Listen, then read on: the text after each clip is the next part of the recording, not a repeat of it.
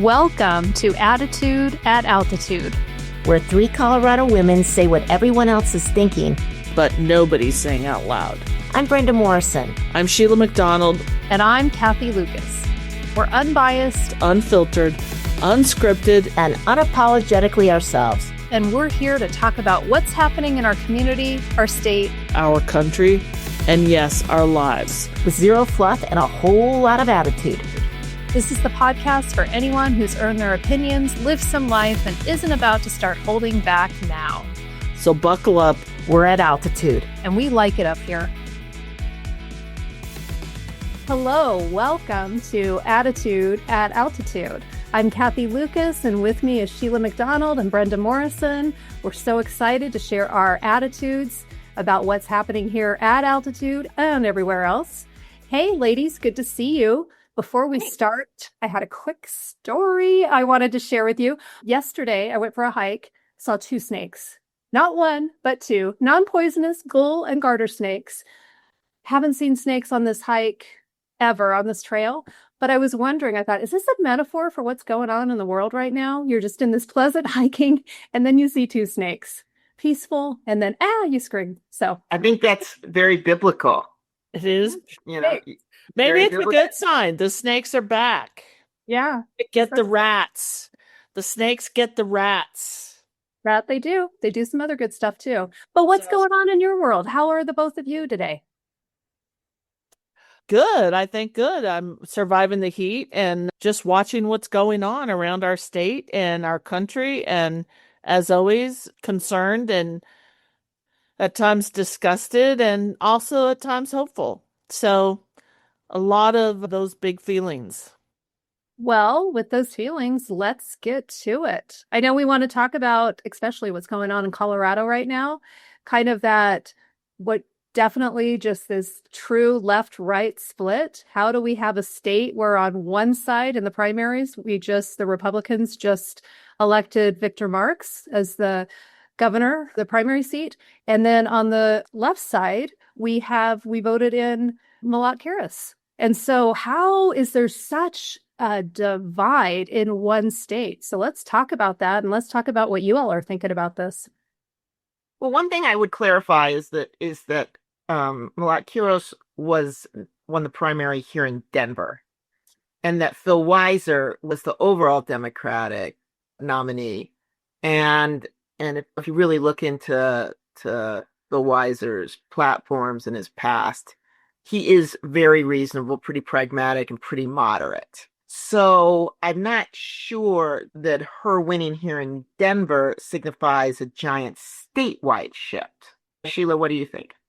I would agree with that. I think it is interesting that there's such a divide among certain voters. I do think Denver, probably is not just probably Denver's more left. And so you're going to see a different kind of candidate come out of there. Did surprise me though, because Barb Kirkmeyer was the next in line, came in second to Marks. And she's a solid Republican. I wouldn't call her even a middle of the road Republican. Do you remember she led or was part of the leadership that wanted Weld County to secede from Colorado and become its own state? And so she's not a rhino per se. She was tough as nails at the legislature, very good at her job, knows the budget. She actually was substantive, even if I disagree with her politics. You have to respect her knowledge at the legislature. And Victor Marx has none of that, zero of that. And so they elected a guy that really with no substance. And in Denver, Malak Harris has substance. She is passionate about what she believes. She is able to articulate what she believes. And so it is interesting that we have these pockets of voters who are so different within one state. I do think it means Colorado may be bluish, but it's really still purplish in many respects because we have this voter diversity of who the parties are electing. I would also be curious, and I couldn't find this out by today, how many unaffiliateds voted their Republican ballot? And I think a lot of unaffiliateds who I spoke to, which, by the way, is probably 5, I don't want to overstate that, voted the Democratic ticket because they said that's going to have the most impact because the next governor is going to be a Democrat. The ones in my house voted a Democratic ticket, and Right. they're unaffiliated voters. I mean, just because for that reason. Right. So I'm curious how many unaffiliated voters or voted that Republican ticket. And I think we'll get those stats, but Colorado's a diverse state and it's really too bad. I think we could have had a robust discussion with Kirkmeyer. I don't think she would have won by any measure, but if she had been the candidate. However, now we have Victor Marx who, claims he killed people. He can do an exorcism by phone. I'm never going to get over that. People are like, you have got to get over that. I can't get over it because I'm sorry, you can't do it by phone. I think kind of delusion that people are voting for that. Either they didn't know what they're voting for or they're just like, it's all screwed up. I don't care. Let's put somebody in like this. Or I'm not going to have a woman. I'm never going to vote for a woman. I don't know what it is. I mean, Cathy, what do you think? Well, my question back is, do you think, I kind of liken it to 2024 and where the incumbent, the voters, they didn't like inflation, they didn't like lack of affordability, so they didn't vote for Harris, one of the reasons. So then, this Trump was supposed to be this big change. So I'm just looking at it, federally. And then when you whittle down, is that happening right now? We don't have affordability. Inflation is through the roof. I don't really think it's tied to this ideology. I think it's more tied to its affordability. It's what's in it for me. And so they're just looking at not this, we need something new.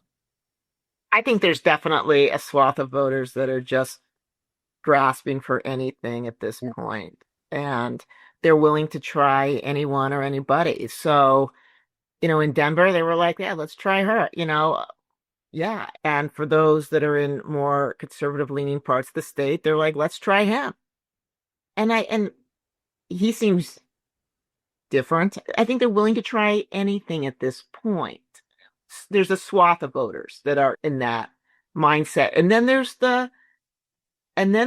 voters that are committed on either side. And that's what we're seeing being written in the news. And a lot of the pundits are saying this, including us, which is there's reactions to things. And because Trump has moved the meter so far to the right, we're seeing this reaction on the left, and it's coming through the DSA. Just like we had Occupy Wall Street, those things happened at different times.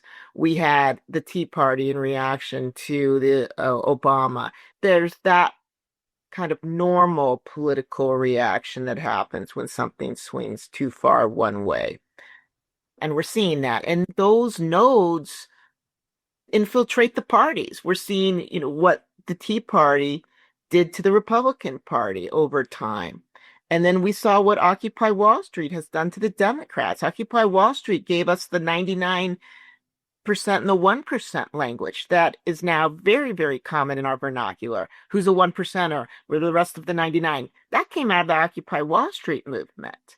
And so those have become very common. And we're going to see these, infiltration of these policy ideas that come from these extreme movements right now. But there are parts of these extreme movements that are different than before.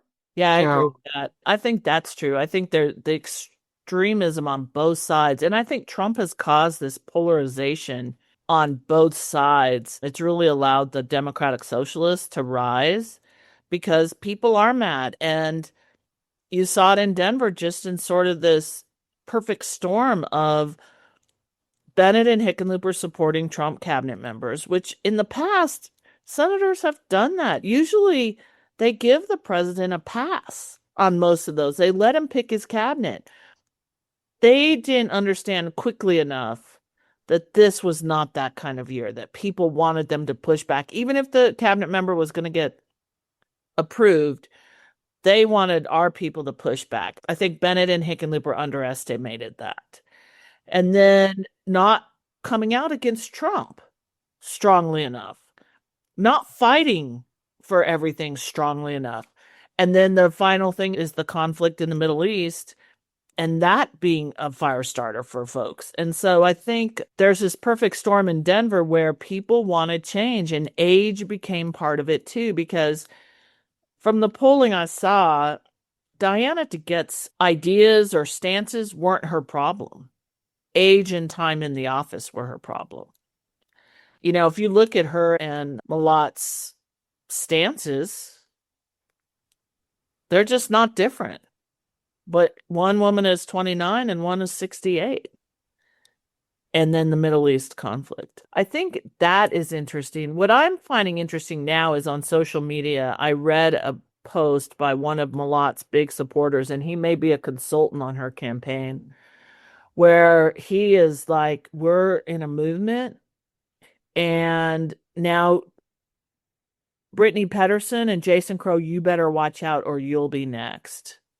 So I think that is interesting because it does reflect it reflects what the Tea Party did to the Republicans in 2011, 2010, where they threatened the Republicans in office to take them out.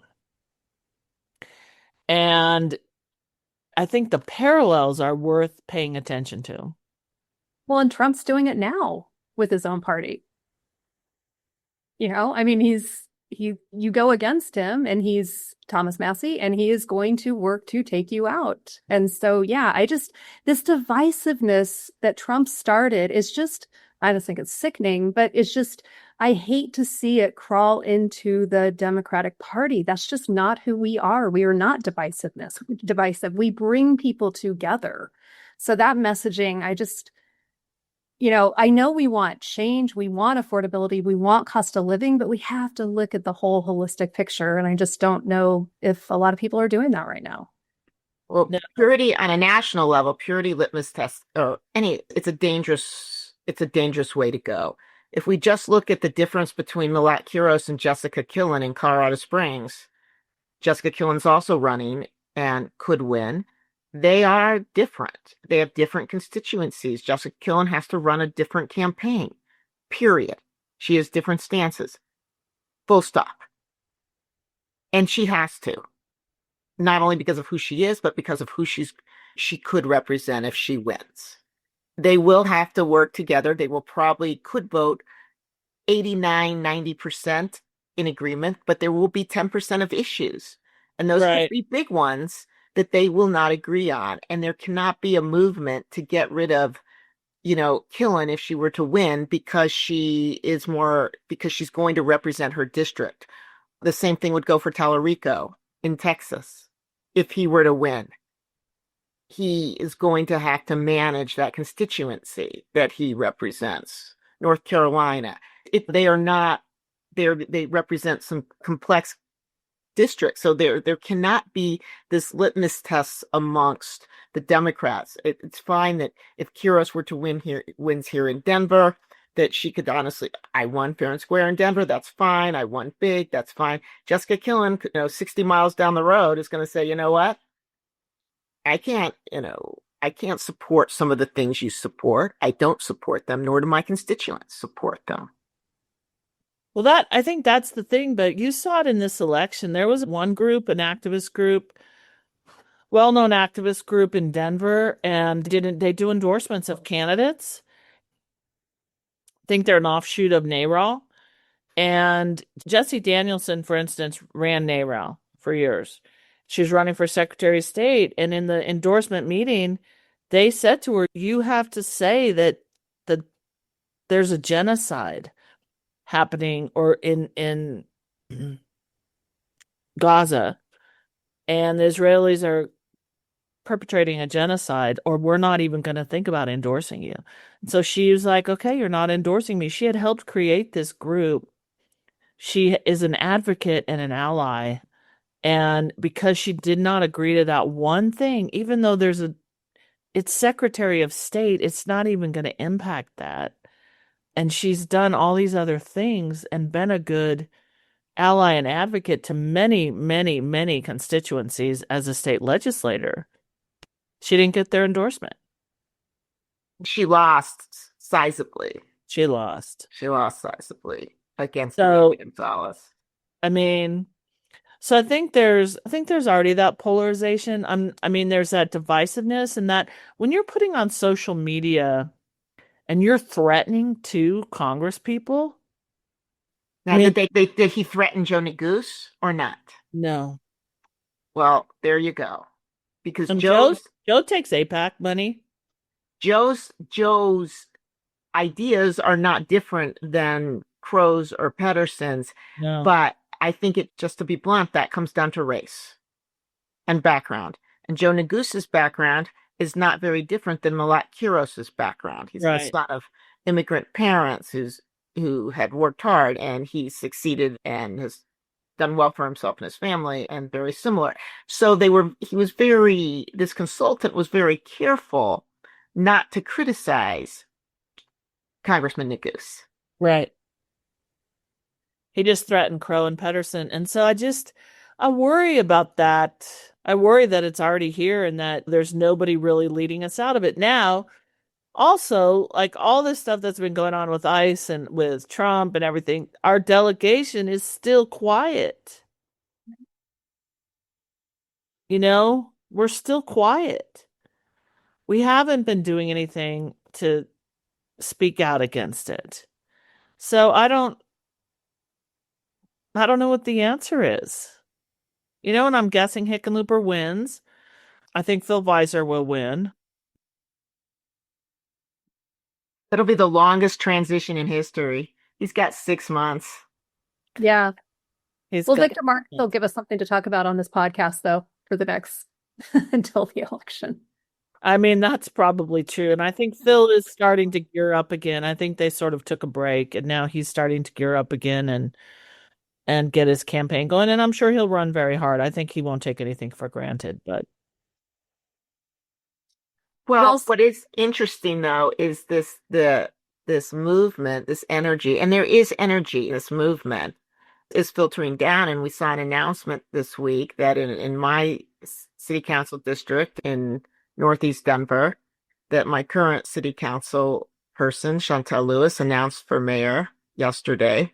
And she proclaims herself to be part of the Democratic Socialists of America. And I think, she's looking at this and she's riding the wave. Why not, right? She's thinking that, looking at the numbers that, Kuros posted, and thinking that she might be able to pull this out as well against an incumbent. Mike Johnston is no Diana DeGette, just very different. He hasn't been there 30 years. And so and she's got another woman who has been in the race as well, Lisa Calderon, who's been running as well. So this should prove to be an interesting race. What do you guys think about it? I think it's interesting in terms of Chantel has served one term as city council, and Stacey Gilmore's termed out. So that whole Northeast quadrant is going to have 2 open seats for city council, which I think is going to be interesting in terms of who comes out to run for those. And it'll really determine the direction of the city, because we also have Paul Cashman is termed out. He's not running again, or he's not running again. I don't know if he's termed. I think he's termed. Kevin Flynn, termed out. Termed. Lewis is not running. Sawyer is not running. Parody is not running. 6, right there.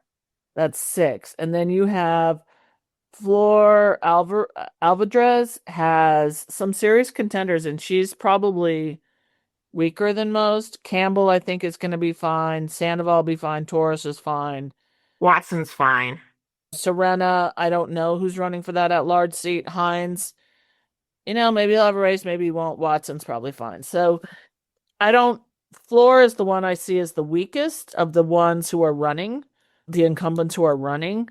And I just don't know much about the at-large of Serena's seat, if she's weak too. But Flor, I think, is the most weak. That's in 7. So you have all these open seats, and then you have these 2 very capable people running against Johnston. And I do think Chantel Councilwoman Lewis is how I should address her. But I think she's trying to catch the wave of the Democratic Socialists. I don't know if Dr. Lisa Calderon is considers herself a democratic socialist. I know she was a big supporter of him a lot.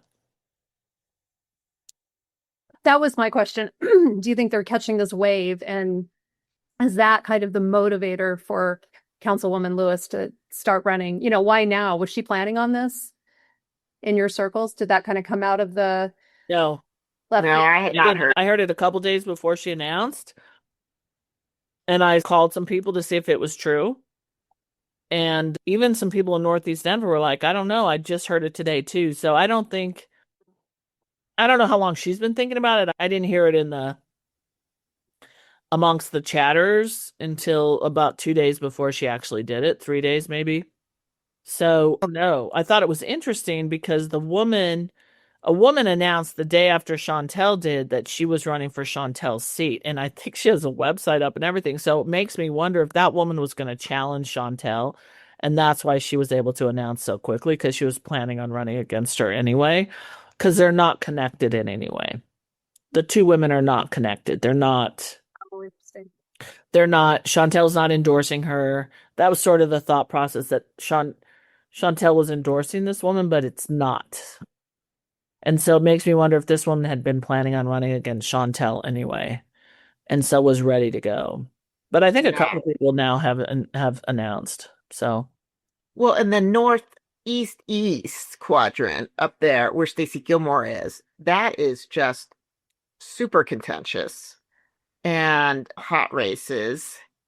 And that's where a lot of the growth in the city is happening too. So that's a very interesting location because there's a lot of growth up there. Right, and you have DIA in that district, and they have, I think 11 have announced up there. It's like, who hasn't announced? Wow. Kadisha Haynes is one. Scott Gilmore, Stacey Gilmore's husband. Stacey Gilmore's husband is interesting. He worked for the city for years, if you remember, in Parks and Rec. Yep. And then Johnston gave him a lateral move somewhere, and then I think fired him or terminated the position is a better way to say it. I think when Johnston was cutting positions, he cut that position. I mean, Scott Gilmore's tricky. The pickleball people don't like him because of how he behaved around pickleball courts. It's a whole drama in and of itself. But he's got name recognition up there. Gilmore Construction. Her name recognition. She's right. Been there for 8 years. Right. It's formidable. And isn't Wellington Webb's? And Alan Webb is running, and he's formidable. He's been a coach at Northfield. He works in DPS. He's very active in his community. His last name is Webb. He's got kids. His last name is Webb. He's a good guy. He actually is a really good guy. And then you have Kadisha, and she's been very active in her community for decades. Exactly. I mean, again, a family legacy there. Yeah. And also co-started the urban farm. Right. Can't forget that. And very active in Democratic politics, and Sabrina Happy. And right. I mean, she is, so that's going to be interesting. It'll come down to this, is that who is able to raise enough money and who is able to really build a coalition of folks across that quadrant, because it's not many votes. It's not many votes at all that you're going for. And so, it's going to be interesting. That's actually the most interesting race in the city. Maybe outside of the mayoral race. That is the most interesting race. I would say city council at large is interesting too, because that Sarah Parody is going to drop out. She's going to announce her resignation August 6th. There'll be an election November 5th for that seat. Yeah, that's only 8 weeks roughly. And they have to run again in April. So that'll be interesting, I think, who kind of can get their ducks in a row. And I've heard the names. I only know 2 names of the people that are running that have said that they're considering it. I only know 2.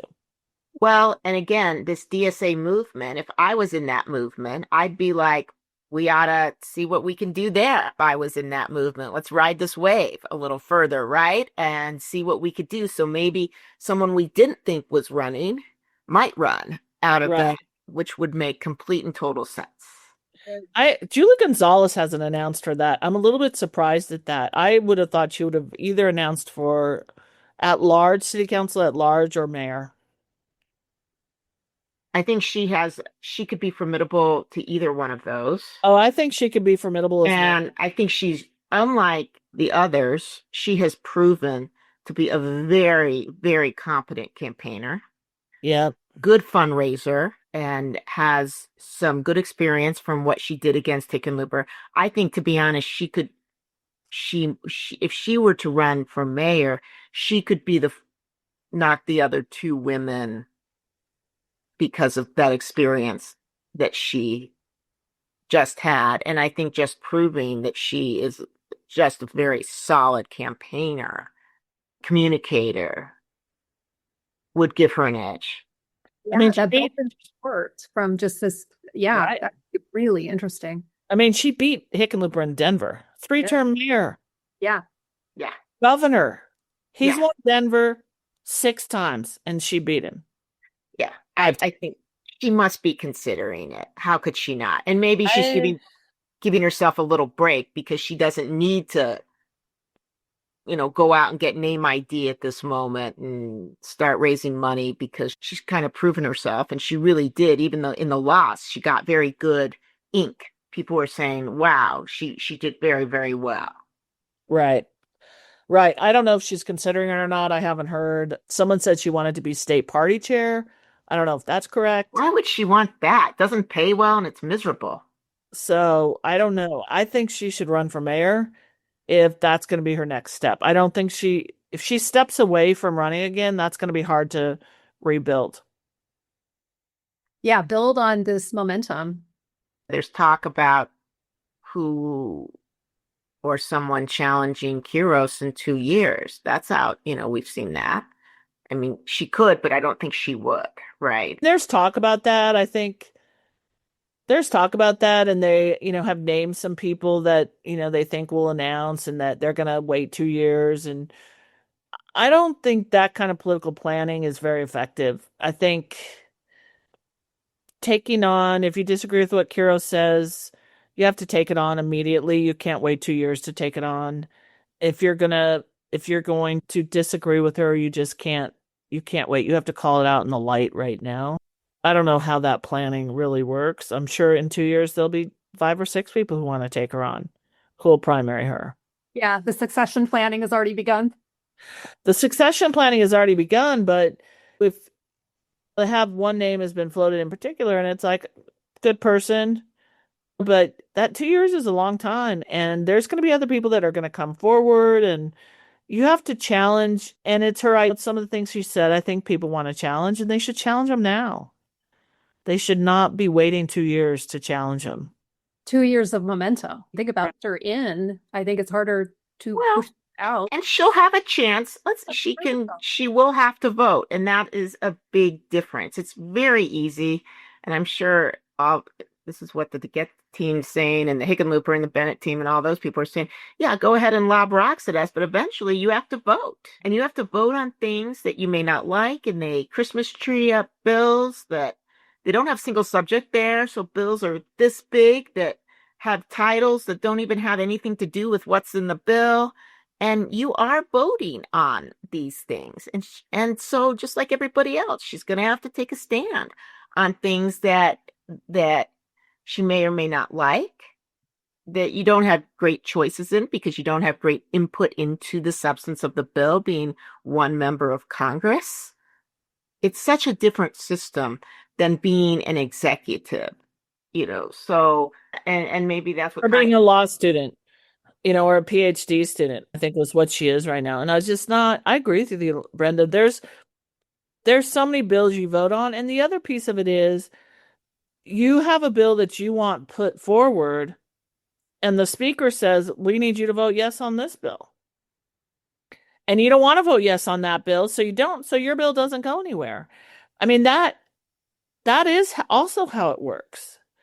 And whether or not it's supposed to, it does. And the other thing I did hear her say, boy, I think it was on Ryan Warner's interview on CPR, was that she wasn't going to support the speaker, which he has enough votes to win. So you're not going to support a guy that's going to win. And so he's the one who controls what committee you go on. So Ryan asked her, would you support him if he would put you on the Energy and Commerce Committee? And then she said, well, I'd have to reconsider my support of him if that was going to happen. So what that tells me is this. All right, she's saying, and she did say, for my constituents. Okay, well then if you're that easily swayed, what else are you going to be swayed on? Well, or she's pragmatic in that respect, and that's how it works. That's just. But you can't be. I think she has sold herself as not being that way. Agreed. So what you'll see is there'll be two sides. On one side, if this happens, you're pragmatic if you want to politically move ahead with your agenda, and we've seen that with AOC, right? She has moderated her agenda and taken some hits from the far left because she's not the firebrand she used to be when she got there, and she quickly realized, I want to get some stuff done. I can't be a backbencher. I don't want to be a backbencher, so I've got to figure things out. And she's played that very well, and she's done very well. But if you want to so how do you balance that? Because if you do come back to Denver and you have the same rhetoric that you were as a candidate, but you go to Washington and you do different things, that, it doesn't match. But also Denver will expect you got to bring home the bacon. That's what we expect out of our if you run on Diana DeGette didn't do anything for us, which is also not true, and then you come back and you haven't done anything for us. You can't say they put me on this committee. I don't have that much control. I'm trying to do this. It's exactly what Diana has said. I sponsored Medicare for All. I'm one of the original sponsors. We can't get it through because the Republicans control everything. That can be, Malott used that as an excuse, Diana's excuse, but it's all reality. True. It's reality. It's not that Diana didn't do anything. She did a lot. And she should get credit for it. And she also didn't do the stuff she needed to do back home. I think that's fair to say too. But she got a lot of federal dollars for Denver Health. And she got a lot of federal dollars for that Colfax project. She got more, I think, than they were anticipating. So she did work for Denver. There's no doubt. But I think Malott's going to find that it's a harder uphill push than she thinks it is. But I do think at age 29, you do have some more energy to come back and go to events on weekends and work a lot, which I think she will. She'll work a lot because she does have that youthful energy. So she's going to work. She'll fly back to Denver on weekends and work. And we need that. And the youthful energy resonates with the youth right now that is voting. And I think that's the big part of what happened. But as Sheila said, the part of the voting, it wasn't just you young people that brought her in. It was boomers that brought her in. Correct. But I'm saying the young voters really resonated with her. Absolutely. No, that's right. They wanted change. I don't think that's bad. I don't disagree with a lot of what she says. As I think we've discussed before, my issues are that she doesn't believe that Boulder bombing was an act of terror, even though the guy's been convicted of a hate crime, and she has not walked that back. Yeah. So Denver, I wanted to put something out there, and I think I'm going to sound like a get off my lawn or those damn teenagers, but of late, probably the last 6 to 9 months, there's been a lot of electric bikes I've seen going down 23rd Avenue with teenagers, and they're going really fast.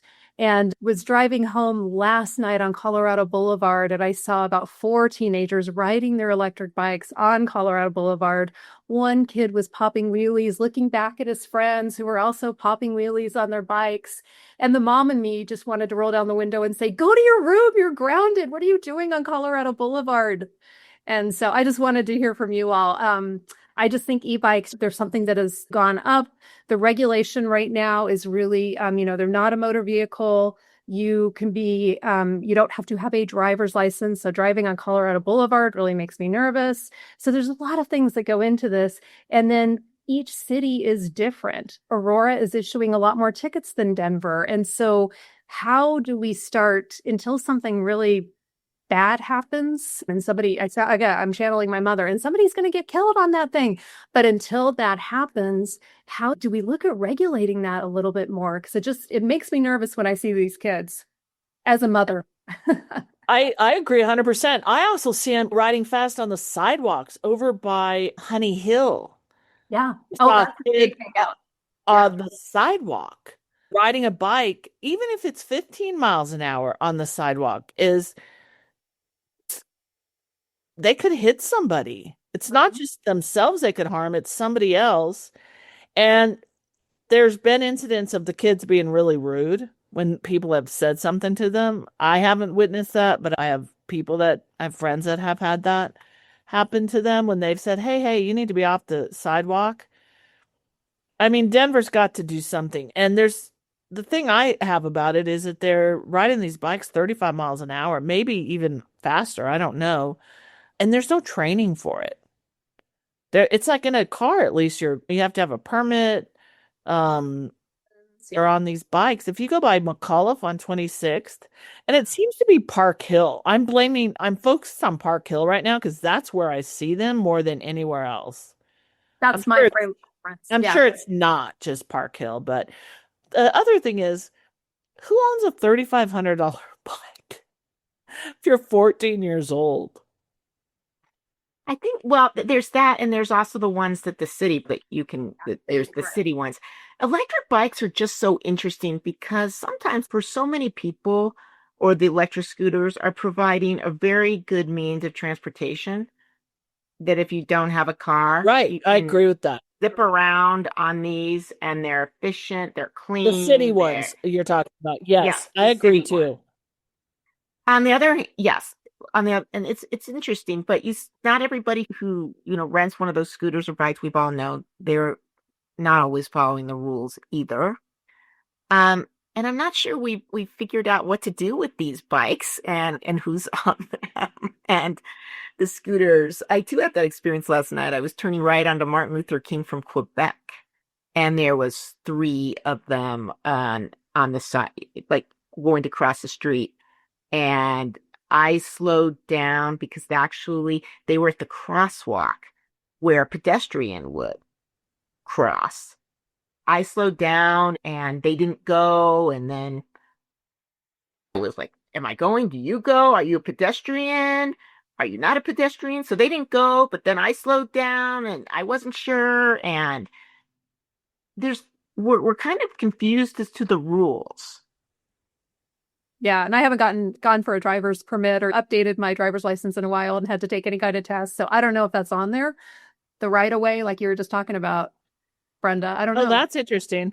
I don't know who we talked to about it even. I think we talked to our city council representative. Person. Yeah, we start with them, right? So my city council person doesn't return phone calls, so it won't be me talking to mine. My city council person is Chantel Lewis, and so I will be talking to mine. And yours, Cathy, is Daryl Watson, and he's very responsive. I'd be interested if you guys talk to your city council people about the e-bikes and sort of what the next steps are. I'd be interested in getting the mayor's office out maybe to a Park Hill meeting, Brenda. Is that possible? Yes. Calling maybe Dominic Marino out? Maybe our experiment is before we have our next podcast, we each reach out to our city council person and read back what the response might be. I'll never hear back. I'll lose that competition. But I'd like to reach out to you. Have to try. You have to try. We'll see who gets a response first. Yeah. All right. I will reach out to mine, and I will reach out to the mayor's office. We have to have the same question. So we have to write the same question at the same time. So agree. We'll coordinate this offline. But next week we'll send it out and we'll see, and then we'll announce the winner of the City Council Response Challenge. That's what we're going to call it. There we go. And then the winner will get They have to get something. We'll have to get a little certificate or a They little could be on the podcast. We'll have them on the podcast. Exactly. Let's do that. All right, so we'll prepare a question. We'll each call our city council person. We'll see who gets a response.